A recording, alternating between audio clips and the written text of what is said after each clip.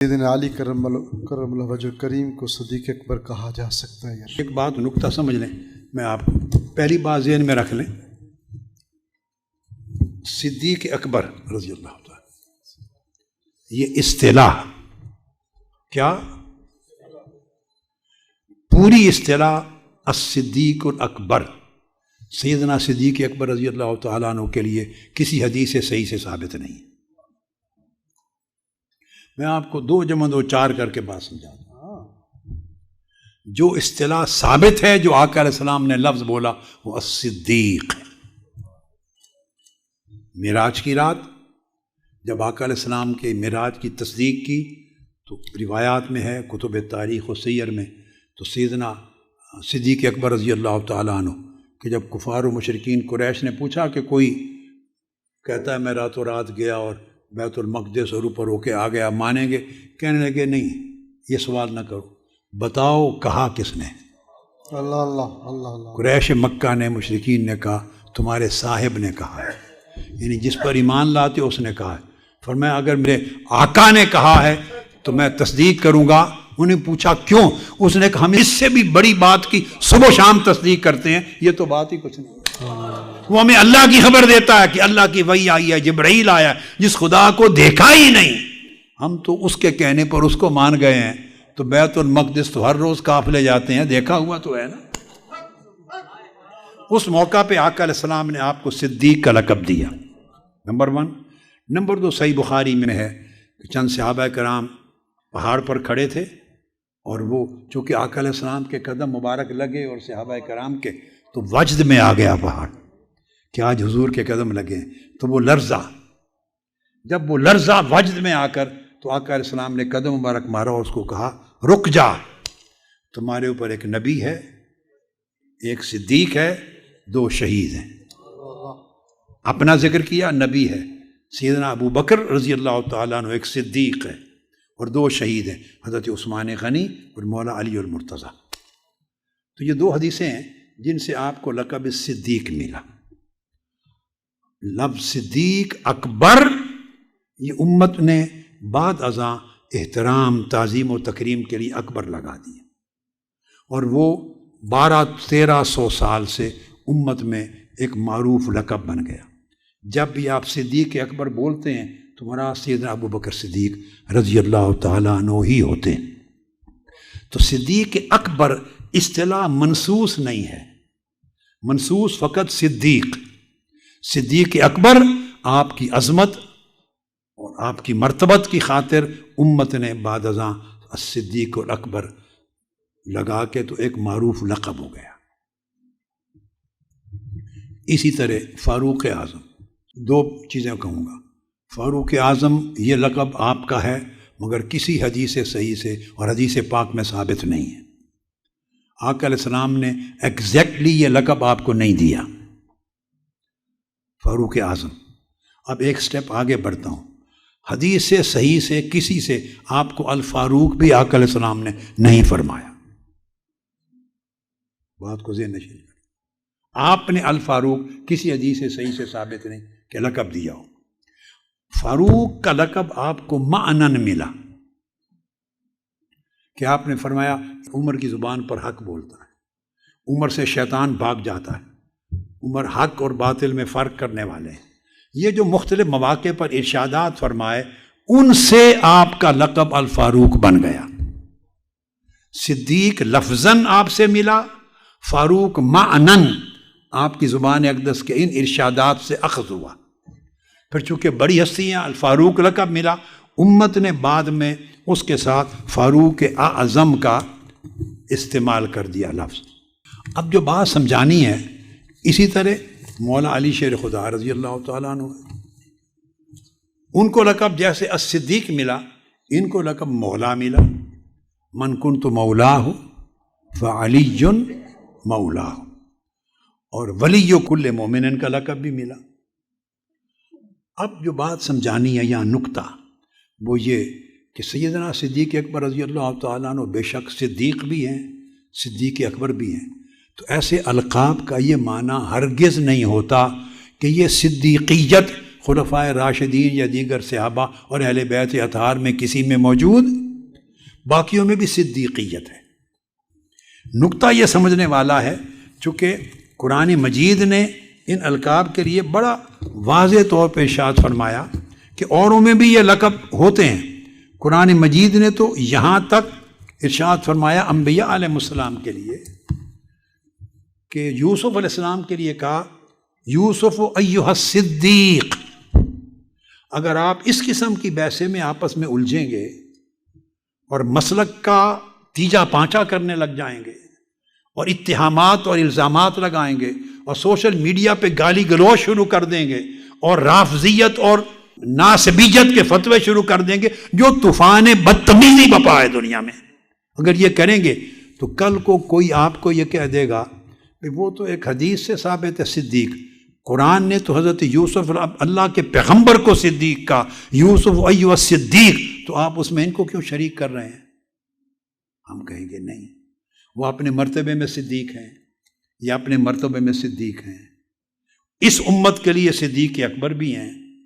قرآن مجید میں سیدنا ابراہیم علیہ السلام کے لیے کہا وَاذْكُرْ فِي الْكِتَابِ ابراہیم إِنَّهُ كَانَ صِدِّيقًا نَبِيًّا۔ قرآن مجید نے حضرت ادریس کے لیے کہا وَاذْكُرْ فِي الْكِتَابِ إِدْرِيسَ إِنَّهُ كَانَ صِدِّيقًا نَبِيًّا۔ ہم سیدہ عائشہ صدیقہ ام المومنین رضی اللہ تعالیٰ عنہ سیدہ صدیقہ کہتے ہیں، ہم سیدہ عائشہ صدیقہ۔ کل کو اگر یہ روش رہی دین کے بارے میں، القابات کے بارے میں، فضائل کے بارے میں، آپس میں یہ طوفان بدتمیزی قائم رہا، کل کو کوئی کہہ دے گا کہ آپ ان کو صدیقہ کیوں کہتے ہیں؟ قرآن تو حضرت مریم کو صدیقہ کہہ چکا ہے، وَأُمُّهُ صِدِّيقَةٌ، حضرت عیسیٰ کی ماں والدہ صدیقہ تھی۔ تو اس کو کہیں گے بعض القاب اپنے معنی عام کے اعتبار سے استعمال ہوتے ہیں، بعض اصطلاحات بعض ازاں معنی خاص میں استعمال ہو جاتی ہیں، ان میں قدر مشترک دیکھی جاتی ہے، جہاں اختصاص ہو وہ اختصاص سچا ہے، اور جہاں اشتراک کی بنیاد پر دوسرا معنی دوسرے کے لیے بھی، کوئی ایک اگر صدیق ہے تو باقی تینوں خلفائے راشدین میں کوئی صدق اور صدیقیت سے خالی نہیں، اگر ایک فاروق ہے تو سیدنا صدیق اکبر اور باقی خلفائے راشدین کوئی الفارق اور الفاروقیت سے خالی نہیں، اگر مولا علی شیر خدا ولی و کل مومن ہیں تو اوپر کے تینوں خلفائے راشدین وہ ولی ہونے سے خالی نہیں۔ تو اشتراک بھی ہوتا ہے معنی میں اور لقب میں، اور اختصاص بھی ہوتا ہے، لہذا خدا کے لیے فضائل کو کبھی تصادم میں نہیں بدلنا چاہیے۔ قرآن مجید نے تو کہا والذین آمنوا باللہ ورسلہ اولئک هم الصدیقون، اہل ایمان سب کو صدیق کہا، اور ارشاد فرمایا اولئک مع الذین انعم اللہ علیہم من النبیین والصدیقین والشہداء والصالحین۔ ہزاروں لاکھوں صدیق ہیں آقا علیہ السلام کی امت میں، لاکھوں صدیق ہیں جو مرتبہ صدیقیت پر پہنچے، مگر چونکہ امت میں معروف ہو گیا لقب، جب بھی صدیق اکبر کہا جائے گا تو سیدنا ابو بکر صدیق ہی مراد ہوں گے۔ لیکن اگر کوئی شاعر یا کوئی اپنے ذوق میں اس طرح کا لفظ خلفائے راشدین ائمہ اطہار کے لیے استعمال کر دے، اور سیدنا عثمان غنی ہیں، تو اس کا مطلب یہ نہیں اگر کوئی معنن کسی دوسرے کو غنی کہہ دے تو گستاخی ہو گئی۔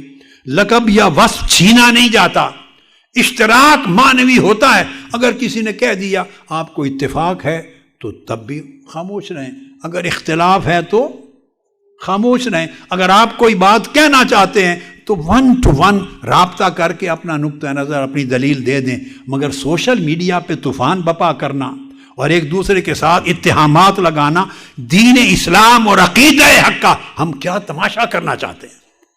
تو سیدنا مولا علی شیر خدا نے بھی ایک حدیث میں فرمایا انا الصدیق الاکبر، یہ ابن ماجہ میں حدیث آئی ہے۔ تو اب وہ کیوں کہا؟ اس لیے کہ جب وہ کہہ رہے تھے اس وقت نہ ابو بکر صدیق حیات تھے، نہ عمر فاروق، نہ عثمان غنی۔ جس وقت مولا علی شیر خدا نے کہا میں الصدیق الاکبر ہوں، اس وقت واقعی کائنات میں وہی صدیق اکبر تھے، ان کے ہوتے ہوئے یا بعد میں ان سے بڑا صدیق کون ہو سکتا ہے؟ وہ صدیق اکبر تھے اس وقت، چونکہ اور جب ان کا زمانہ تھا وہ صدیق اکبر تھے۔